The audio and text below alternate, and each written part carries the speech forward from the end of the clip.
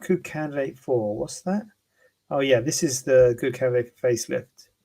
Who is a good candidate for a facelift? What is the best age to have a facelift? What is the recovery time for a facelift? So we touched on a bit of facelift issues earlier. So what is the first question? Who is a good candidate for a facelift? A good candidate for a facelift is someone who feels that they are who is look. Well, I don't do facelifts, all right. Disclaimer, but it's someone who feels that their tissues are going. It's a bit like the same for the breast and the tummy, going south. Everything's a bit totic. Um, they feel totic means sort of droopy. They feel that they find it hard to sort of, in terms of wearing makeup and what have you, it's hard because the structure and the jowls and the jawline isn't well defined. Sometimes the neck is a problem with the excess skin in the neck. And the best age for a facelift is well, first of all, it depends on if this bothers you or not. And like people say, would you see this person have cosmetic surgery or not? If it doesn't bother you, then there's no age.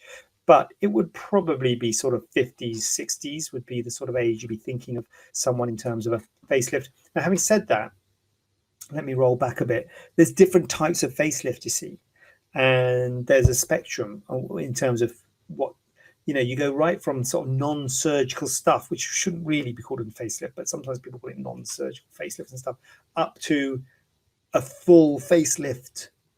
So, and there's stuff in between. So there's things like a mini facelift where they just make a scar here rather than a full facelift. There's this one stitch facelift where they just put things under the skin and they hitch things up, much less invasive, local anesthetic and sedation sort of things, where they just do a little hitch. I say because it's not because it's not me. So there are different types of facelift. So what I was talking about is like a full facelift, which is quite an invasive procedure. That's the one with the sort of 6-week downtime, bruised, battered stitches, scars, and then it progresses down to less scars, progresses down to just putting these stitches in these anchors where they anchor the tissues up without actually cutting skin out. Now, in order to cut skin out, you create scars.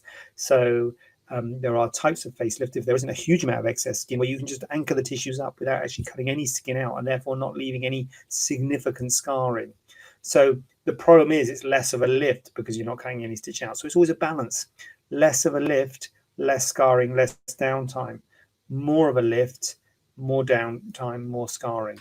So the older person might need more of an extensive surgery, whereas a younger person might be able to have a lesser surgery, which will therefore give a less of a result, which will therefore, all of the results, doesn't matter which one you have, will then be acted on by gravity and will, the face or the body will droop or sag again because we're all acted on by gravity.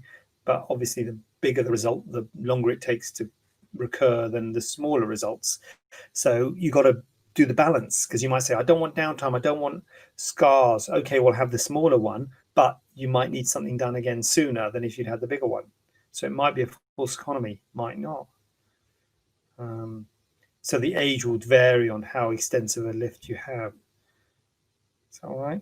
What is recovery time for a facelift? So as I say, that was earlier. So that was a 6-week thing. I'm talking about with the full facelift, but they talk about these sort of little lifts and these little one stitch things, where you're back a few days, a week. I don't know. I don't really do them, to be honest. I don't really know, but I think they're a lot quicker for the less invasive ones.